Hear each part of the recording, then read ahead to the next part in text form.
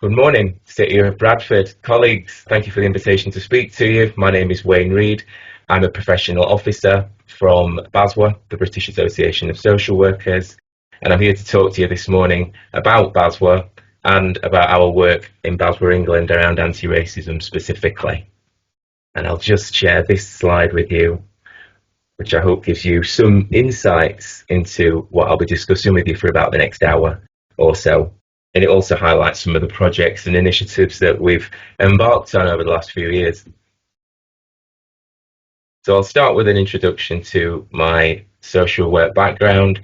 I began my social work career working as a placements officer for a private fostering organisation in an administrative role, very much office-based and involved in the initial matching of children referred from local authorities needing foster placements and doing the initial matching around identifying foster placements and foster carers. I then went to work as a probation services officer for the probation service, working on an intensive supervision and surveillance programme.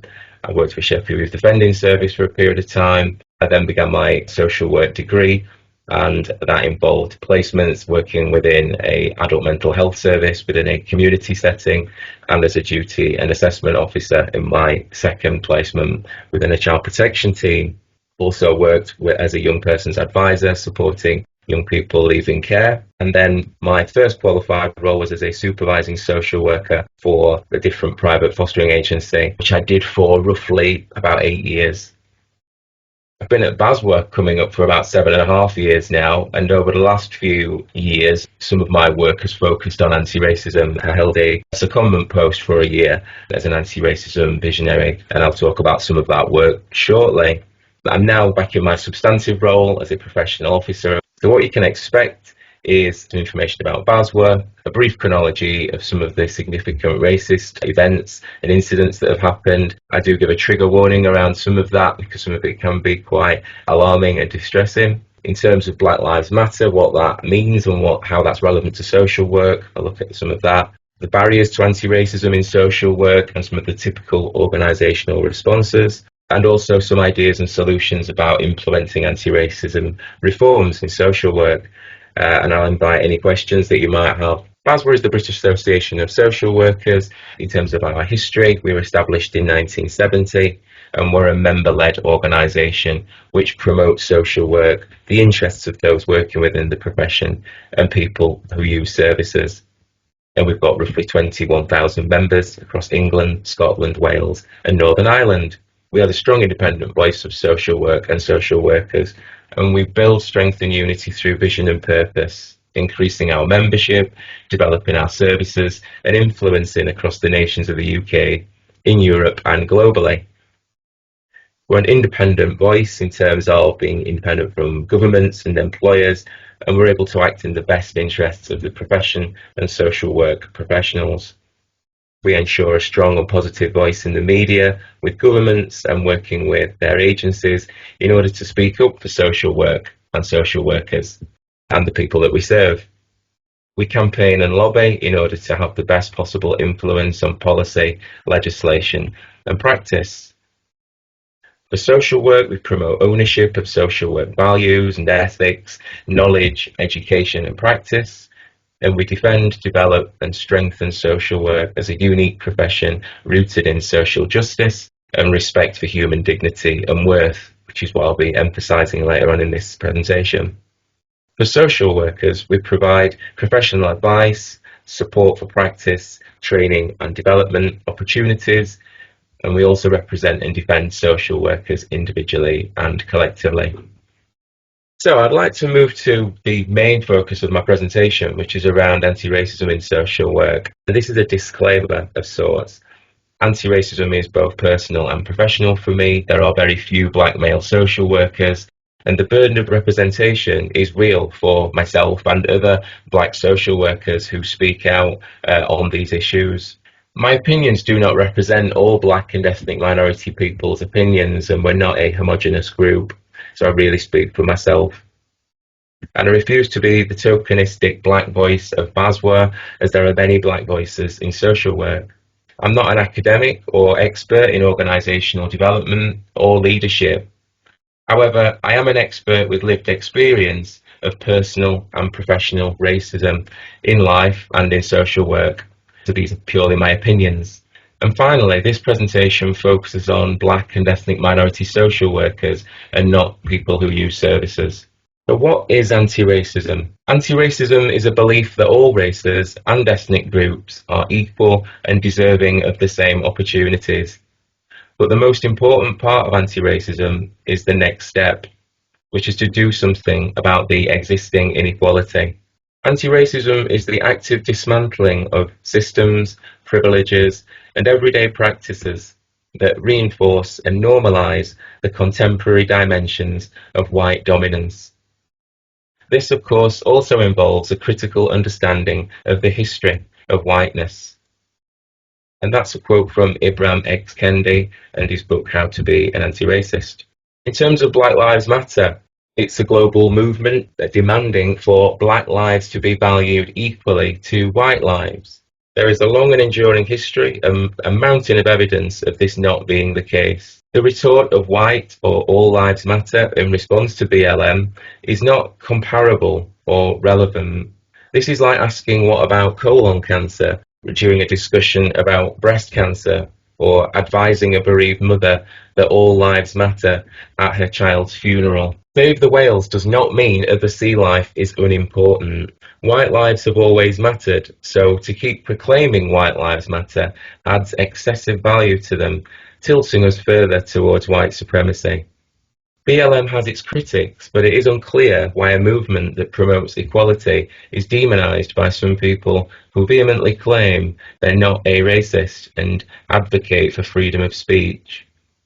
And I say a racist at that point just to make the point around, in my view, there being a spectrum of racism as opposed to somebody being a racist. It's far more complex than that, I believe.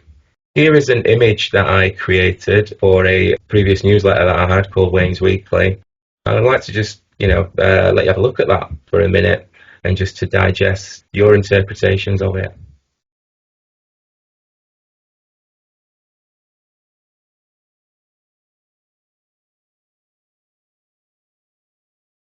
Okay, moving on. This is a brief chronology of significant racist incidents that I mentioned earlier, and I do give a trigger warning to this for the reasons explained.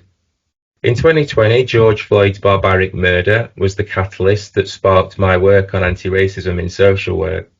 It is one of a multitude of significant atrocities and brutalities endured by Black and global majority communities.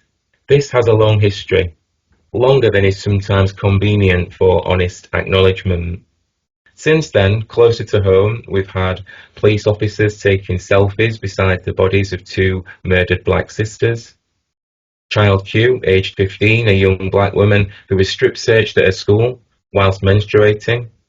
The torrent of racial abuse Black footballers received after the Euro 2020 finals. The report of the Commission on Race and Ethnic Disparities, which stated the UK is not institutionally racist. The racism scandal at Yorkshire County Cricket Club, the irrefutable evidence of racial disparities during the COVID-19 pandemic, the ineffective and obstructive Windrush compensation scheme, the viral social media footage of a Black girl being racially attacked by a group of young people and adults, the failed and inhumane Rwanda deportation scheme, and the mindless race riots of August 2024. To provide a brief reminder of some of the events that have occurred in the UK post-George Floyd. When you get your copy of this presentation, you will be able to look at some of the links that are littered throughout this presentation that I believe substantiate some of the points that are made, or all of the points that are made. Don't want to do myself a disservice. The culmination of these and other significant events is emotive and corrosive for Black and global majority communities. However, in our multicultural society, these events are destructive to everyone as they fuel division, hatred, and civil disorder. They completely undermine the social contract. Unfortunately, these events remind us that multi-agency systems of oppression exist, which perpetuate white supremacy and multidimensional racism in the UK. Forgive me with these wordy slides, and I will invite some questions and comments and observations later on. The Wake Up Show. There is a big difference between being anti-racist and not wanting to be seen as a racist. People are sometimes more scared of being labelled as a racist than they are of actually being racist. An individual or organisation that is anti-racist is much more likely to recognise why they themselves are potentially racist, understand how they've been socialised to be inherently racist, and identify the benefits they receive from the existing racist structures. Those embracing macho, anti-woke and politically incorrect descriptors as laudable or even a badge of honour seem unable or unwilling to view introspection, self-reflection or self-awareness as supreme personal qualities. White psychosis, as described by Kahinde Andrews, is expressed in strange ways. It's a damning indictment on society when to be described as woke or to be a do-gooder or in any way virtuous is considered derisory. This defies my sense of logic and it seems like selective outrage to me. Personally, I think it's an important quality to want to do good for my fellow human beings and strengthen our societal interdependence. I challenge anti-woke people to actually define the word woke. Many of their responses are laced with absurdities. Some will cite the Commonwealth as a victory on race relations. Common wealth for who? Possibly a Freudian slip in retrospect. I can't believe what you say because I see what you do, which is a quote from James Baldwin. Here is another image from my defunct newsletter, Wayne's Weekly, another advert rather. Again, I'll just give you a minute just to form your own interpretations of that. So what I've talked about so far may have seemed quite abstract for some in terms of its not being perhaps immediately close to social work. So how does anti-racism relate to social work? Well, social work's professional standards state all social workers must recognise differences across diverse communities and challenge the impact of disadvantage and discrimination on people and their families and communities. We must promote social change, helping to confront and resolve issues of inequality and inclusion. We must not abuse, neglect, discriminate, exploit or harm anyone or condone this by others. We must report allegations of harm and challenge and report exploitation and any dangerous, abusive or discriminatory behaviour or practice. So there are some relevant links there which I've listed in terms of the BASW Code of Ethics, which I know as a group of experienced social workers, practice educators, that you will be more than familiar with those. There are links again to all of these different points that I make, including the fundamentals of social justice in social work, anti-oppressive and anti-discriminatory, as well as anti-racist practice and values, BASW England's position statements, an article that I think is relevant called Confronting the White Elephant, White Privilege in Social Services. Obviously, there's a strong body of work around cultural competence, decolonising social work curriculums and policies, and the social care workforce race and equality standards, which I'm sure you'll be familiar with as well. But there are some direct links there for you to have a look at. In terms of workplace racism then, which I suppose I consider to be pigmentocracy versus meritocracy. The covert, entrenched and everyday racism in the workplace sometimes indicates the lack of quality cultural diversity and multicultural education and training available to all staff. Surprisingly, it is rarely acknowledged in social work that race is simply a socially constructed idea with no scientific validity, invented and refined principally to oppress people of colour. This has modern and everyday ramifications, especially in the working environment. There are several community care articles that have highlighted research that indicates that black and male and 40-plus social workers are disproportionately subjected to the fitness to practice processes.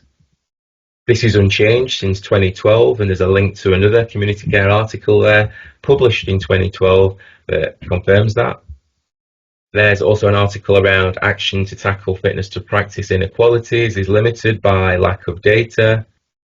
Black and ethnic minority social workers are disproportionately subject to fitness to practice investigations.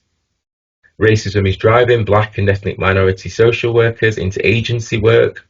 I'm sure you'll be aware of some of the reforms that are happening at the moment in terms of agency work and the proposals around that. And black and ethnic minority social workers are 3 times as likely to fail ASYE as their white colleagues. Now, I'm forced to argue, is that just merely coincidence? These perverse experiences can be impossible for victims of naked and slippery everyday racism to articulate to others, or reconcile internally themselves. Furthermore, these incidents are normalised and subsumed in many workplace cultures, with limited opportunities to professionally offload. Here is a slide with a few links to relevant BASW statements. BASW UK adopts the definition from the Equality and Human Rights Commission and recognises that race can mean colour or nationality, including citizenship, and covers all ethnic and racial groups. This means groups of people who all share the same protected characteristic of ethnicity or race. BASW recognises that certain groups in society, particularly Black, Asian and other minoritized ethnic groups in the UK, such as but not limited to Jewish and Gypsy, Roma and traveller communities, experience specific, pernicious and structural forms of racism. And again, there's some links listed there which may be of interest to you. So how much of a priority is anti-racism in social work, really? Well, some of the evidence speaks for itself, as I covered in that previous slide with the community care articles.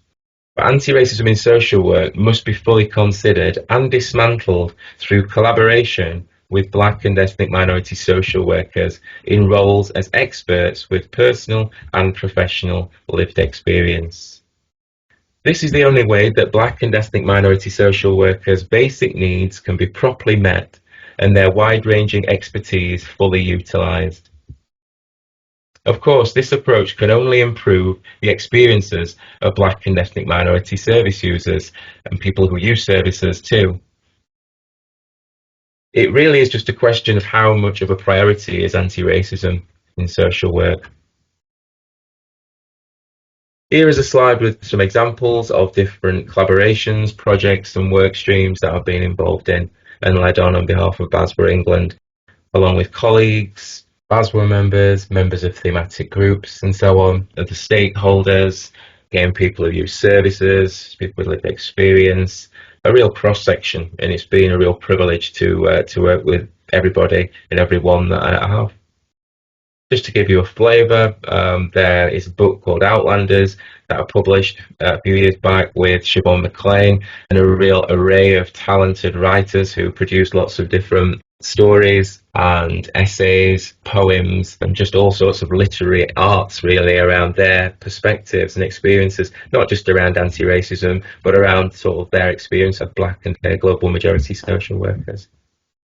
There is a logo there for the Synergy Sessions, which is an ongoing project with members and colleagues in the BASW England Professional Capabilities and Development Group, some of which might be in our audience this morning, possibly, and also the Black and Ethnic Minority Professional Symposium, which is there's a logo of that at the top as well. So yeah, I'll not dwell on that slide, but it's just been great working with everyone and a real privilege. Here's a slide which is about the anti-Black racism from people without colour and what that involves. It's not an exhaustive list, but it's some examples of the anti-Black racism that people like myself experience, unfortunately. I'll give you a moment just to have a look at that. Just a couple of examples that I'll read out, just so you get a flavour as well. The examples would be an inability to give Black people credit, conflating anti-Black racism with issues faced by people without colour, deliberately perpetuating stereotypes about Black people. So yeah, quite a few, but not exhaustive. Here's an infographic created by Gurnam Singh, who is a social work academic. I'm sure you're all familiar with his work. This slide, a good 5 years old nearly, but it's still fantastic, I believe, in terms of outlining the different perspectives and positions that white people might have around race. I'll give you some examples from that. So we have white supremacy. That looks like fear, loathing, exoticization of the non-white other, which may be overt or covert. Subscribes to scientific racism, which seems to be having an upsurge recently. Believes that white privilege is rationalized as the natural order, and the onus is on black people to accept their place.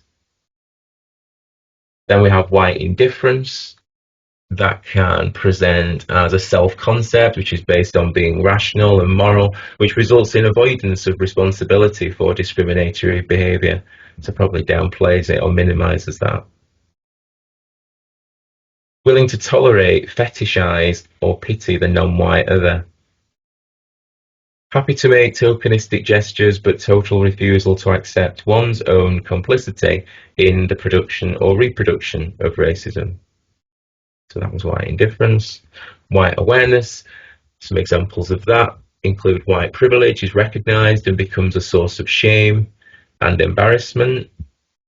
They recognise the onus is on white people to overcome unconscious bias, and desire to engage with black issues and people, but only in limited spaces. So perhaps just work environments. And this may result as a feeling guilty of historic racism and or a desire to make some amends. So that was some examples of white awareness. And finally, white allyship, some examples of that involve understanding the sharing of power, privilege, risk and vulnerability. Rejection of deficit models and acceptance of the link between white privilege and educational outcomes. Understands racism is a complex interaction between the structural, ideological, institutional and behavioural processes, but it can be overcome.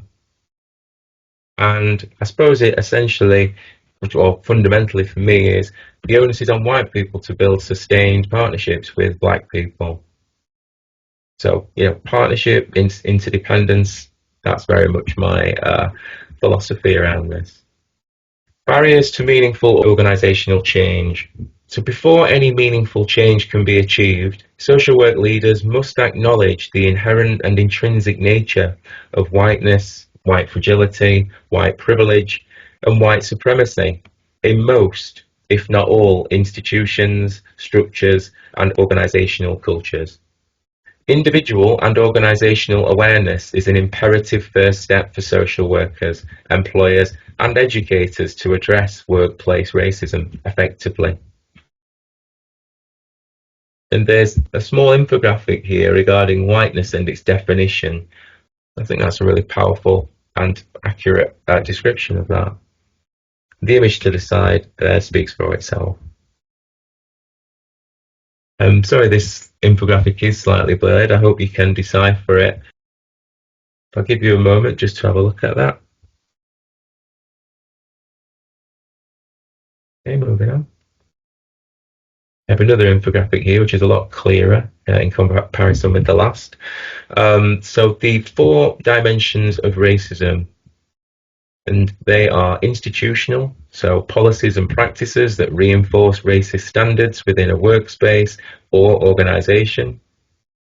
Structural, multiple institutions collectively upholding racist policies and practices, i.e. society. Internalised, the subtle and overt messages that reinforce negative beliefs and self-hatred in individuals.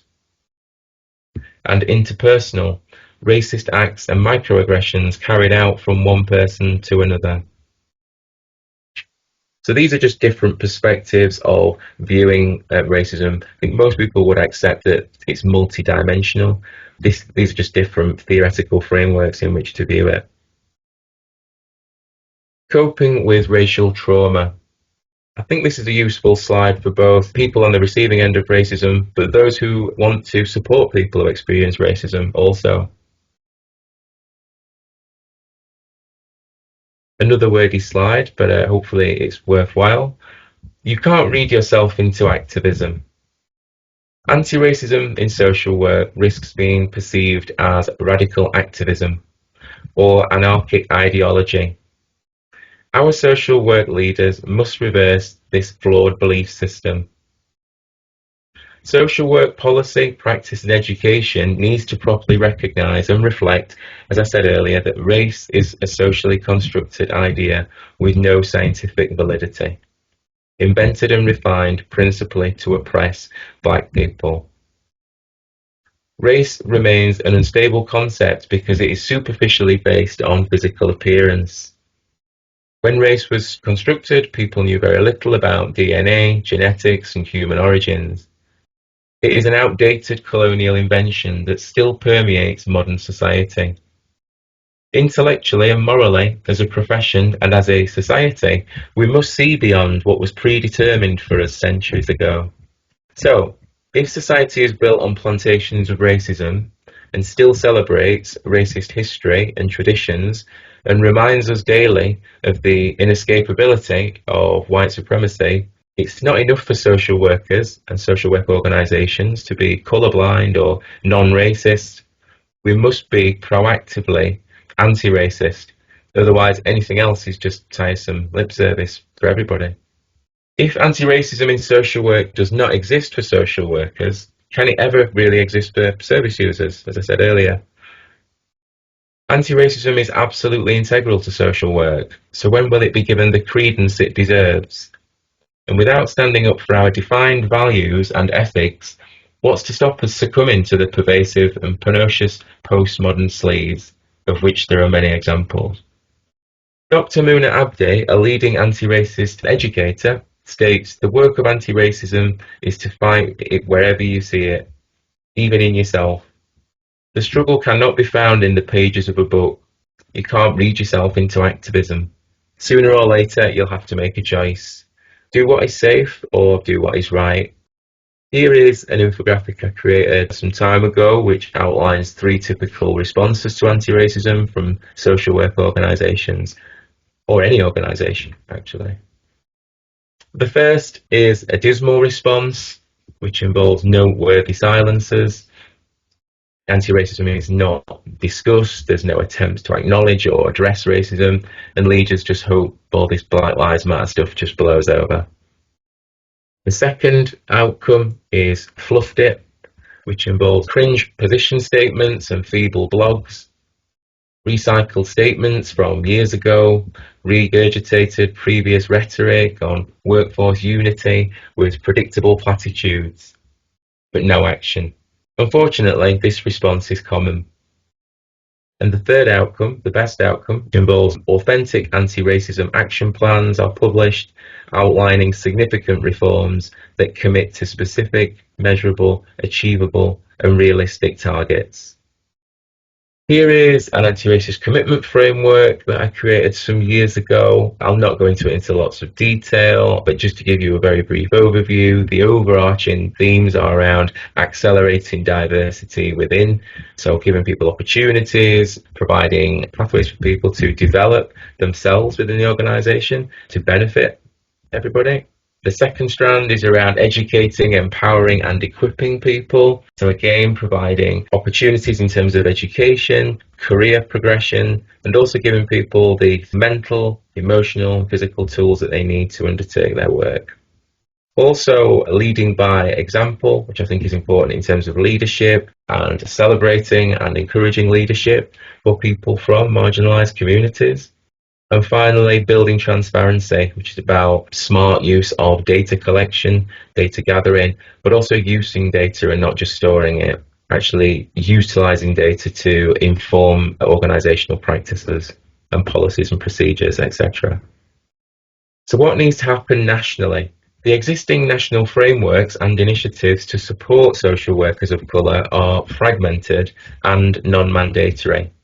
This creates confusion and dilution in their coherence and implementation.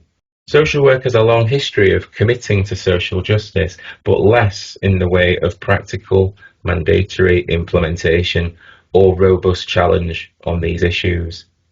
I believe now is the time for social work leaders to properly address this by meaningfully and purposefully moving this agenda forward by establishing a mandatory framework that is universal across social work.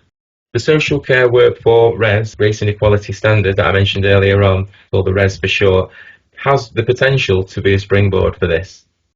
Further steps would be to explicitly reintroduce anti-discriminatory, anti-oppressive and anti-racist practices into the professional and qualifying education and training standards, and to address the disproportionality and delays in the fitness to practice process. Ideally, this would involve partnership working between key stakeholders, including BASW, to embed these values and ethics and remedial action across the professional landscape. Key aims and objectives would be to ensure consistency, introduce mandatory requirements, emphasise anti-racist values, and be universally applicable to all social workers, like the Professional Capabilities Framework, which I'm sure you're all familiar with. We all know that organisations can sometimes be avoidant of anti-racism, but as social workers, we must recognise that silence and/or inaction on racism is complicity with oppression.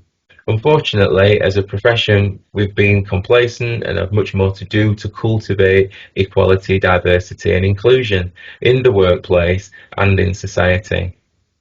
Coming towards the end now, and I'll be happy to invite some questions shortly, but just before I do, in terms of the BAME conundrum, I don't describe myself as BAME, it doesn't describe who I am. BAME, I think, is a clumsy and cluttered and incoherent acronym that's opportune for categorising people of colour as a homogenous group when we're quite clearly not. Of course, I can't speak for all people of colour, and I understand that BAME can be operationally helpful when exploring the overarching effects of all things racist. However, it misses a lot of nuance and subtlety. It can be seized upon by those who wish to deny racism is a white problem, and I've heard people comfortably stating that BAME people can't even agree amongst themselves. This sloppy reductivism leads to terms being invented, such as black on black crime. I never hear about white on white crime, ever. I prefer the term global majority. I'd just like to end on this slide, which is an infographic around what is inclusion. I'll leave you just to digest that for a moment and to formulate your questions and comments if you have any. Thank you very much for listening to me this morning. I know there were some wordy slides there, but I hope some of that resonated. Thanks very much.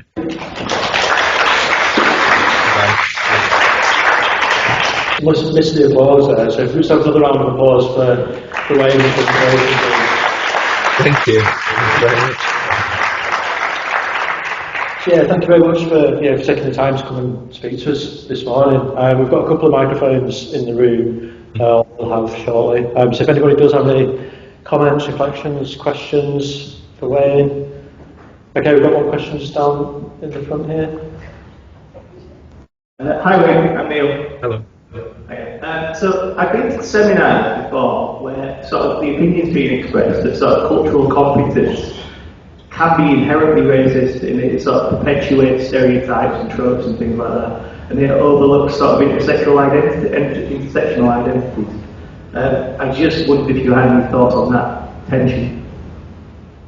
Thank you. Yeah, in answer to that question, I'm aware that there are criticisms of cultural competence. I believe there are many different routes to the destination of understanding where people come from in terms of their intersectionality or their cultural differences. Cultural competence, I think, is just one way of getting there. It doesn't work for everybody. There are criticisms of it. There are criticisms of other approaches also. And rightly so, because in many ways, a lot of these theories or frameworks, they're subjective, and I suppose the real life application of them is so kind of variable depending on the individuals involved, any history, the circumstances. So I don't believe there is a kind of one-size-fits-all approach. I think we have to be critical thinkers. We have to look in our critical toolbox, I guess, and take out the relevant tools that are applicable to that situation as best as we see fit within our kind of judgment as professionals. I hope that makes sense. It did. Thank you very much. Okay, thank you. Thank you very much again, Wayne. Thanks again, everybody.